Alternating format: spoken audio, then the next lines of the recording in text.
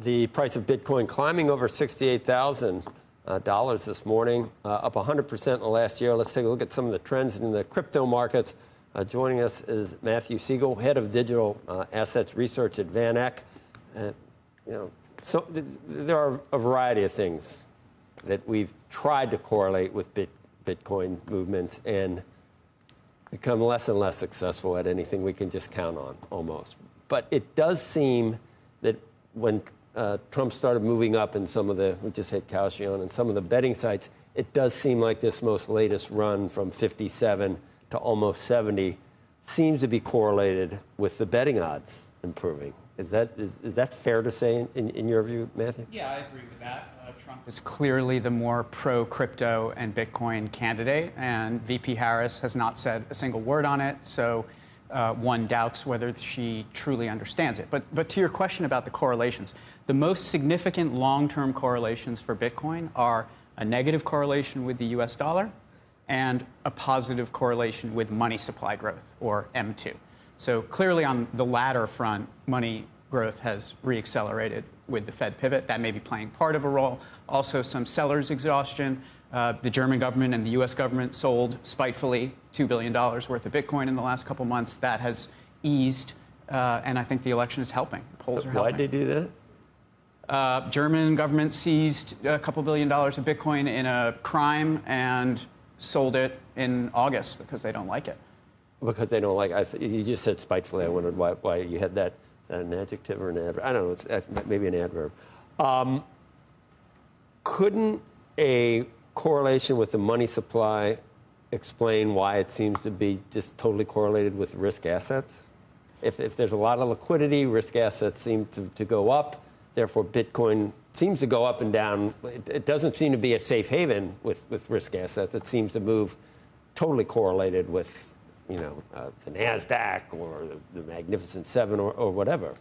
The correlations change over time. Over a 10-year time horizon, the NASDAQ correlation with Bitcoin is a 0.19, quite low.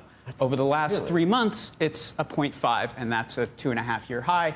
And that may be keeping some allocators on the sideline because they want to see it fall. Our bet is that this is a very bullish setup for Bitcoin into the election. We saw the exact same pattern in 2020 where Bitcoin lagged with low volatility. And then once a winner was announced, we had a high vol rally as new buyers come into this market. And that's the great thing about Bitcoin is that every day there's new buyers being born. It's kind of like the video game industry. The olds who hate it die off. The new folks are buying it.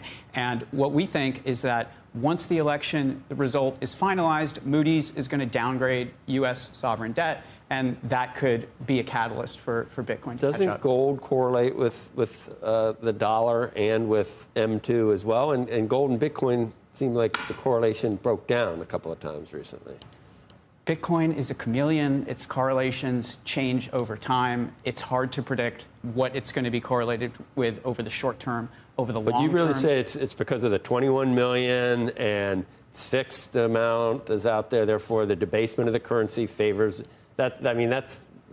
Yeah, it's some people call that fairy dust. It's a non-U.S. asset. It's an emerging markets asset. And while we were all hyperventilating about the election over the last week, BRICS had a conference in Russia. There's 6 new members of BRICS this year. So BRICS GDP is now greater than the combined GDP of G7.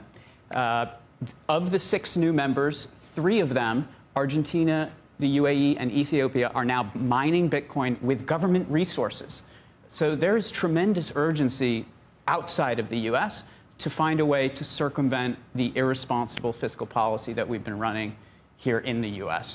In fact, Russia announced an initiative. Their sovereign wealth fund is going to invest in a regional initiative to build Bitcoin mining and AI infrastructure throughout BRICS with an idea of settling global trade in Bitcoin.